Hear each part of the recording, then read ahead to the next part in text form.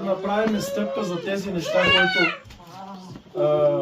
Бог ни е дал в живота, като проповедници, като хвалители. Искам да разберете, че това не е като да излизаш на хваление, да пееш една песен, да кажеш слава на Бога и да си тръгваш вкъщи. Това не е като хвалението, това не е като сватбата, това не е нещо друго. Да служиш е много сериозно нещо, брати и сестри. Библията казва, че тези, които служат, взимат върху себе си по-голямо осъждение. Всеки от нас ще отговаря пред Бога един ден. Но тия, които служат, ще поемат по-голямо осъждение. Така че аз, когато поемам ангажимента аз да служа на някой, аз се страхувам, истина ви казвам. Защото ако нещо стане с овцете, Бог мене ще пита. Не е вас. Бог ще изисква кръвта на тези хора от моя живот. Така че ние, когато проповядваме, трябва да внимаваме и какво говориме на хората. Не е ли така? Когато излизаме да проповядваме, ни трябва да изявиме нашите сили и нашите способности. Ние, когато говориме, винаги Исус трябва да бъде изявен в живота ни. Всеки от нас прави нещо, всеки от нас греши, всеки от нас допуска грешка. Но това е мястото, където ние трябва да се покайваме за нашите грехове. Защото някой от нас може да каже, аз нищо не съм направил днеска. Може и със твоето държание да си обидел някой. Или със твоето говорене, без да усетиш, може да обидиш някой брат или сестра. И да застанеш пред Бога да кажеш, Господи, аз искам това. Но когато идваш пред Бога, ти трябва да се помириш. Тогава трябва да застанеш пред Бога. И когато идваш пред Бога, трябва да знаеш, че има Бог, че когато ти се молиш, трябва да знаеш, че някой те чува. Затова аз не съм отговорен за това служение. Всички ние сме отговорни за това служение. Аз не трябва само да търся хората. И вие трябва да търсите хората. Да не чакаме да паднат хората, да се отдалечават от това служение, тогава да ги търсим. Ще направим голяма грешка. Докато са тук, ние трябва да им говорим за Исус, и искам да кажа това, че ни трябва да говориме, и аз говоря, ни трябва да говориме, да опитниме други хора. Защото проклет този, който гледа на човека.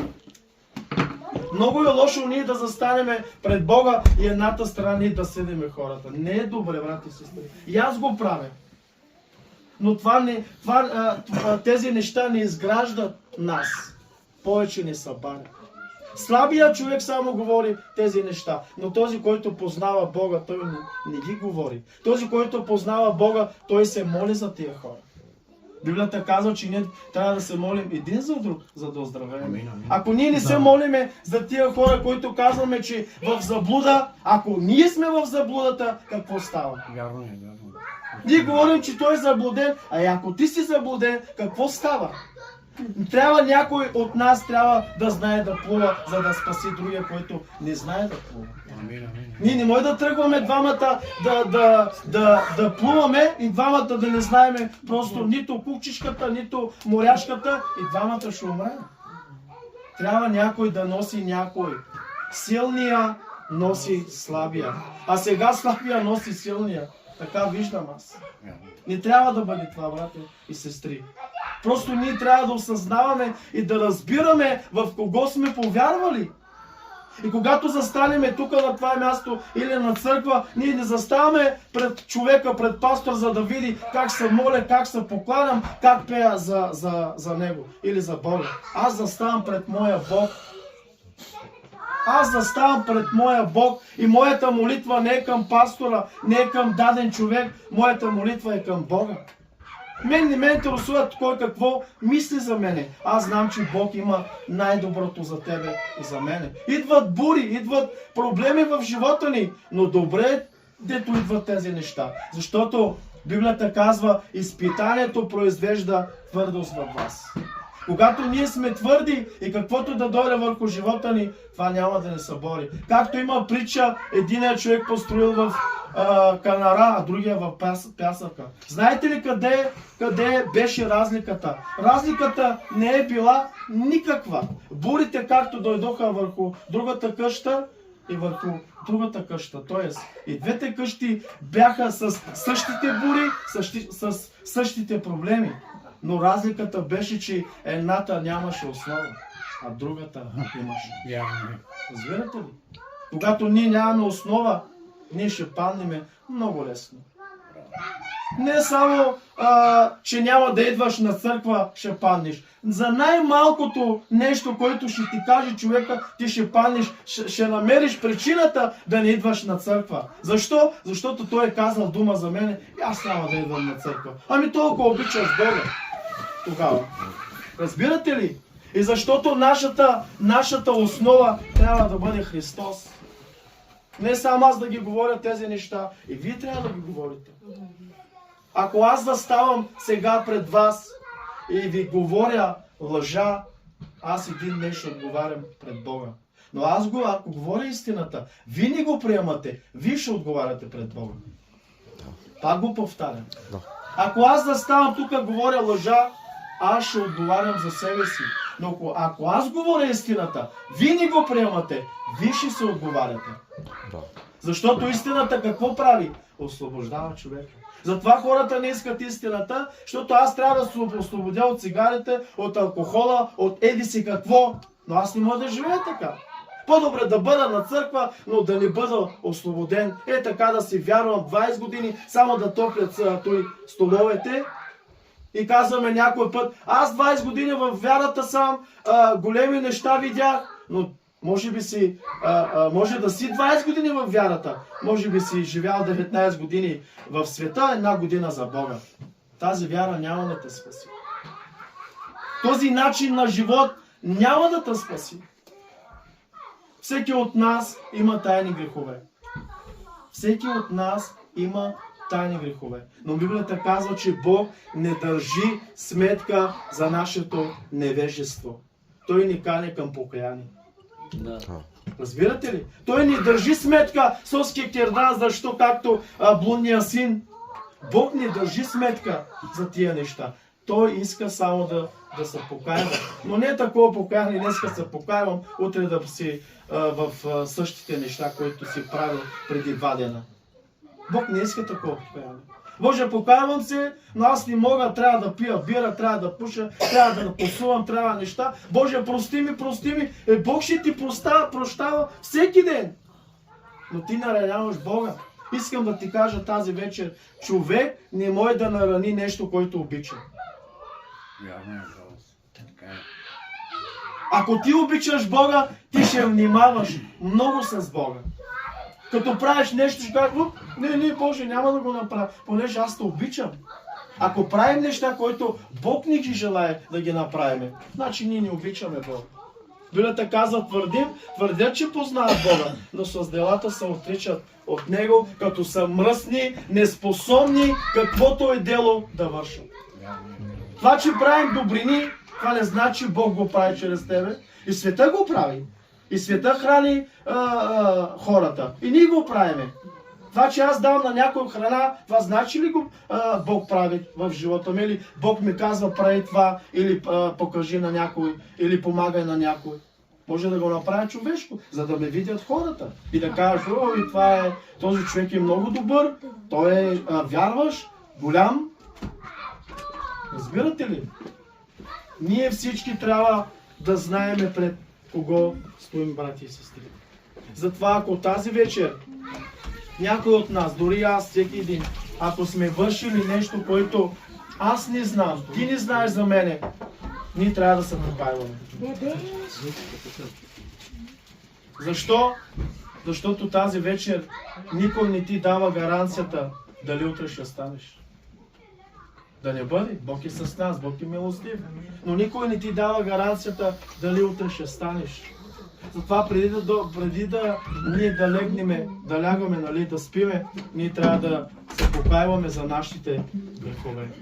Затова аз не съм тук да ви кажа нещо ново, да кажете, този говори нещо ново.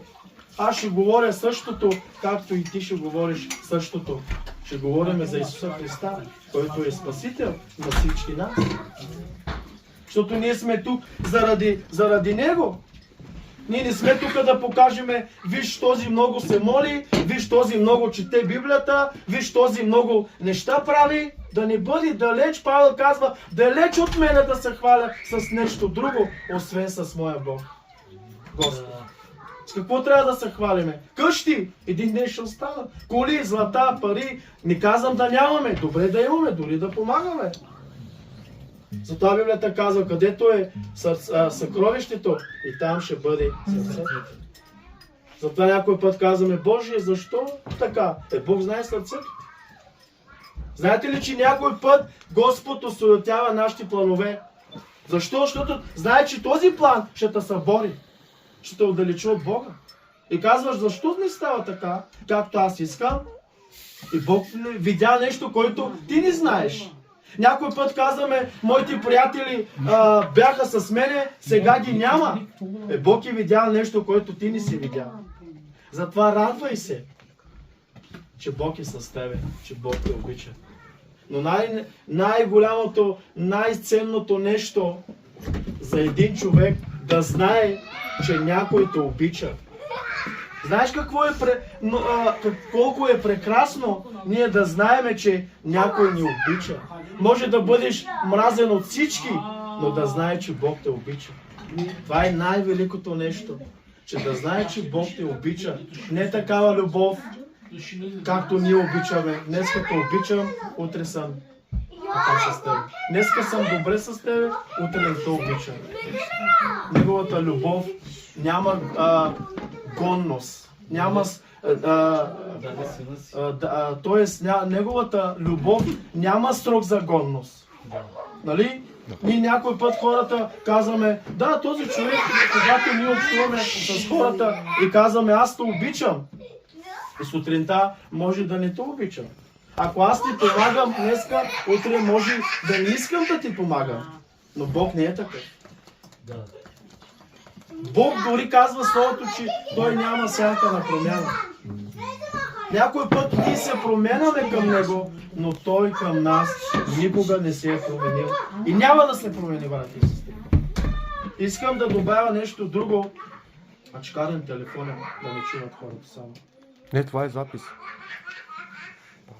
Много ме е страх, защото в Казмера така направих и се разболях. Когато взех отговорност върху себе си, винаги нещо става с мен. Защо? Защото тези хора, ако някой ден не идват на църква или нещо стане, Бог ще изисква тези неща от нас, тези, които служат. Така че в това служение, ние не търсиме водач. Ние няма да кажем, този трябва да проповядва, защото да не бъде, или този трябва да се моли, защото много хубаво се моли. Не трябва ние да мислиме с тази цел да дойдем тук в това служение. Ние трябва да дойдем тук заради Христа. Не заради нуждите дори, но за самия Исус Христос. Защото първо търсете Небесното царство и всичко останало. И всичко останало, какво не мислим, че коли, това. Бог ще ти добави, ако нямаш вяра, Бог ще ти дава вяра. Ако нямаш любов, Бог ще ти дава любов. И ако имаш Исус, как ще спиш гладен ти? Не може да спиш гладен. Той ще те напои, Той ще те нахрани. Не само с хляб, и духовно. И както има слово за това. Така че ние сме тук всички заради Христос. Защото не Бог има нужда от нас, но ние имаме нужда от Него. Затова Той дойде заради нас. За какво Бог сътвори човека? Някой се запитва го. Защо Бог създаде човека? Със себе си. Да живее вътре в човек. Защото Библията казва, че тялото не е създадено за някакви мръсни неща, а ние сме храм на Бога. Но искам да ти кажа нещо друго. Ако някой развали този храм, Бог него ще развали. Добре, ако имаме работа с дявола, Бог ще те избави. Има избавление за теб. Когато имаме работа с Бога. Ако имаш работа с Бога, кой ще те избави от ръката на Бога? Ама Той е милостив. Никой не може да те избави от там. Така че, ако някой против нас, нали, ако някой против тебе, знае, че Бог е откъм тебе. Не мисли, че ти си някой път. Искам да довърша с това. Искам да ви кажа, че всеки от нас може да служи на това място. Тоест, ако някой иска да сподели нещо, може да кажеш, бе, брат. Ние не сме дошли тук, както другите правят, нали, този пастор, този такъв, този служител. Да избираме хора. Бог не е избрал хора. Той е избрал апостолите, за да върши своята работа.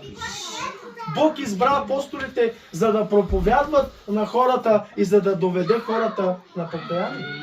И ние всички ще направим това, ще говорим на хората да дойдат при Бога. Не е при нас. Няма да кажем, елате в нашето служение, защото това служение не е нашето. Това служение не е нашето. Това е служението на Бога. Това е работата на Бога, това, което прави Бог тук, ние не го правим. Ако е човешко, Бог ще го разруши. Помнете ми, ако ние тръгваме по-човешки, Бог ще го разруши. Но когато Бог почва едно дело, Той го довършва до края. Но зависи от нас. Ние няма да кажем на хората, пак го повтарям, елате в нашето служение. В нашето ли това служение? Откъде сме взели това служение, че да кажем, че това служение е нашето? Не е нашето. Бог ни даде тази отговорност и ще я вършиме както Бог иска. Ще кажем, нали, елате при Бога. Ако не имаме църква, знаете ли какво казват? Амари църквата ва. Не казваме ала пашалодо. Ние трябва да ги каним при Бога. Амин. При Бога трябва да дойдат, за да мой. Днеска гледам, бяхме с батко ми Мемет в един рожден ден. Хора, които посещават църква, не ги съдиме. Хора, които отиват на църква, въргалят се, молят се, слава на Бога, викат, но това не може да ги промени. Те пак играят ключе. Те пак вършат грехове. Те пак правят неща, които света иска. Демек, те постъпват според това, което света изисква от нас. И влизат в църквата, пак сме същите. Години наред ние гледаме тези проблеми. Кой ще реши тези проблеми? Не е пастора. Не е служителя. Господ трябва да ги срещне лично, както Павел. Само една среща с тях, но дали не искаме това да стане, да имаме общение и лична среща с Бога, това е вече нашия проблем. Не е проблема на Бога. Нали, Бог даде пастори, благовестители, нали, хора, които да служат с цел. В Ефесяни казва, Бог даде ните да бъдат пастори, благовестители, апостоли, еди си какво, с цел, за да достигат хората до познаването на Бога. А ние, когато поемаме тази част като служители, къде ги водиме хората? Дали при Бога или някъде другаде? Каква е целта на Бога? Ние сме избрани, за да доведем хората при Бога. Разбирате, защото Исус каза на Петър, пази, не каза пази овцете ти, пази овцете ми. Тези овце не са нашите, те са на Бога. Ние сме едни служители, всички, които служиме и казваме, казваме какво трябва да направим за Бога, как да живеем за Бога. Затова хората са избрани, апостолите, служители, пастори, за да доведат хората при Бога. Но сега стана нещо друго. Те станаха богове. Те станаха, преместиха мястото на Бог. Все едно, те са богове, те командват всичко. Те, както казва Библията, те властват над пасвото. Но не трябва да бъде така. Не може да бъдеш Господ на тези хора, да кажеш, аз каквото казвам в тази църква, това ще бъде. Не аз, а Господ каквото казва, това ще бъде. Защото както батко ми Джингвито е говорил тези неща, може да превърне сърцето ти да прави животинско, както този цар. 7 години е ял трева. 7 години, не казваме за 7 дни. 7 години. Ти може да стане човек, който да кажеш хората, слово ли какава са, обаче ка черда? Но всичко това Господ може да го направи. Да те обърка, да те закара някъде, където ти да се чудиш какво става с тебе. За това, че ти не се покоряваш и не признаваш Него. Не знам дали сте съгласни. Да. Но Бог е огън. Хората казват, Бог е милостив. Ако питаме хората какъв Бог искат, ами Бог, който изцелява, Бог, който благославя, Бог, който извежда, Бог, който избавя от ямите, от проблемите, от всичко. А Бог огън пояждаш, какъв е този Бог? Ами същия Бог. Вчера, днес, завинаги. Затова ние трябва да сме сериозни в тези пътища. Братя и сестри, истина ви казвам. За да може всеки от нас тук на това място трябва да застане пред Бога.